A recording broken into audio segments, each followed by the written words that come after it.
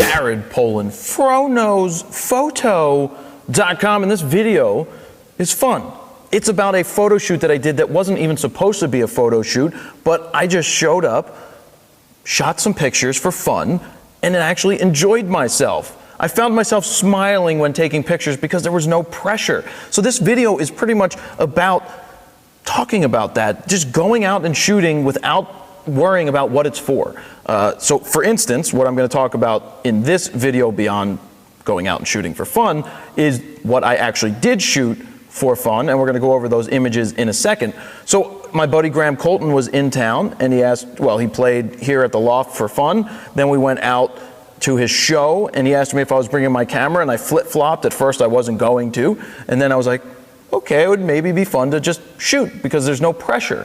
So I took my camera, took a couple lenses, went there, just hung out. They went on stage to play. I put one lens on, the D4, I put on the 70 to 200, and I just went out there and I just stood there, put my earplugs in, and just took some pictures. I didn't worry about anything. I didn't worry about, am I gonna make a video about this? Do I have my third person camera on this D4? I just played around. I just went and had fun and took a couple of shots and realized that I was actually having fun and smiling while doing it. Because sometimes when you get so into the job part about it, when you're doing jobs for people, you can kind of forget about the fun aspects of photography. And I can say that last night when shooting, I had fun. And I only took 31 pictures, of which I'm only going to show you, I guess, 14 of them, 13 of which I consider to be really good. And that's about it. So let's move over here and talk about this. So here you can see the very first photo that I took. It is ISO 5000, 1/160th of a second at f2.8, 110 millimeters with the 70 to 200 2.8 version 2 of our new friend Christopher playing here the lap steel. Is that what they call it? Lap steel. Lap steel.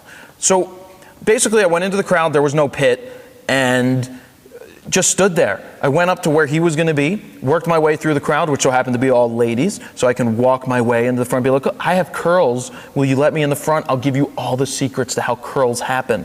And they're like, okay, I'll take the secrets. And then they moved out of the way and let me shoot wherever I wanted to shoot from. So that was cool, and that's why I ended up with a clean shot of Christopher playing the lap steel. So what I wanted to do there was get a wide shot of him, well, a tighter shot of him playing, and then a wider shot.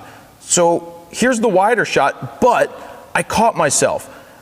I caught myself making a mistake, and as you can see in the image, I cut off a piece of the lap steel that shouldn't have been cut off because I had enough room to keep everything in it. So I saw this in the image, and that is something that to always keep in the back of your mind and in the back of your eye, is that you should always be checking the frame of your image to see if you've cut something off or left something in that shouldn't be there. And in this case, I cut off the bottom of the lap steel and there was no reason to. So I recomposed and then captured the image just like this. It's a better composition, it doesn't cut off the lappy steel, and it works much better in my mind. So I converted it to black and white. It just felt right as a black and white, whereas an image like this felt much better as a color shot. So what I like about this image is Christopher's playing the lap steel. We have that really awesome purple colors coming in, yet his face has a nice regular color to it. There's no really color cast, which is awesome. And what is even better beyond this is that Graham is out of focus in the background singing. It was just the two of them on stage, and I really like this shot a lot. And then moving on, wanted to try the next one. We got it in black and white. Graham's in the background. I just wanted something that was going to pop a little more, and I'm getting used to processing the D4 here in Lightroom 4. There's a lot more things that I can do with it, so I'm just getting used to doing all of that, but I'm really happy with what I'm seeing here. And then here's a picture taken at 20,000 ISO. Yes, 20,000 ISO. Now this wasn't all about trying to test out this camera because I'm done testing the camera. I'm just using it to take pictures. And I think actually that may be another reason why I enjoyed shooting so much. It was the first time that I went out and just shot with the D4 and didn't worry about how would this compare to the D3s? Is this bad? Is this good? It's awesome. So as you can see from a shot taken at 20,000 ISO, look at the lights in the background here. It almost looks like that hallway's lit. It really wasn't. And Ari's taking an Instagram picture over here. I know he's going to be happy that he's in the picture, but I'll move on from that before I get yelled at. And then here we have another picture of the lap steel. I wanted to keep this one in color because it just felt right, and I dropped it to 400 ISO, 1/320th of a second because it was much brighter. But I felt that the color really felt good in this, and you can download all of the full res images from this if you would like on the website. But look how clean the hand is right here. And by the way, I am wearing the new charity shirt, I Shoot Raw Back to the Future edition. You can get more information there over on the website. You'll see all about it. But I like this shot. It felt right in color, and that's why I left it there in color. And then this is Christopher. It just looks really good. He's thinking, he's playing. It's a sharp shot, really good, moving on. And now we get into just some heartfelt, just more passionate type images. Like Graham here is singing, and it's just like, you know, Graham, I've told this story a million times, is really the first artist I ever photographed at a concert that I had a pass. It was the Counting Crows show, and Graham was opening, and it was literally the first show I ever shot. And so that was 9 years ago now, and we're still friends, and we still keep in touch. So I just love the emotion that's captured in this image. And if you can see, I used Christopher out of focus here playing the lap steel to create dimension, to draw you into the subject, Graham singing. And I talk about that all the time with composition being strong. And then this one felt right in black and white because Graham's just looking off into the light, and it captures one of those moments that just feels really good.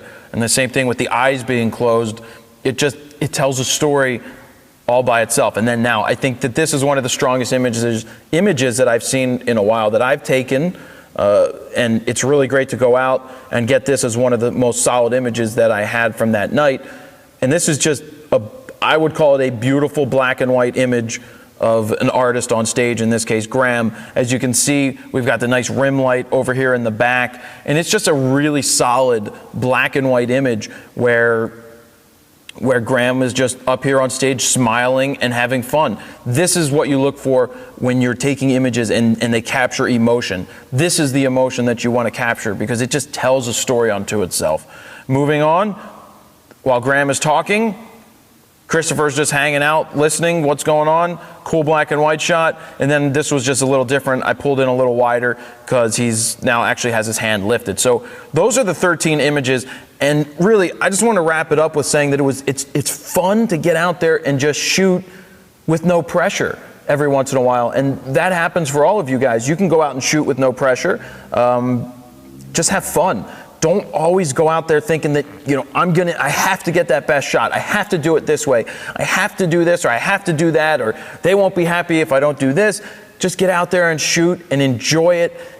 And that's really it. Until next time, Jared Polin, FroKnowsPhoto.com. See ya. If you are looking for information on how to capture images in low light situations, then please sign up right here on FroKnowsPhoto.com, where you just put your name, email address in, hit send it, and you will get a free ebook sent to your email.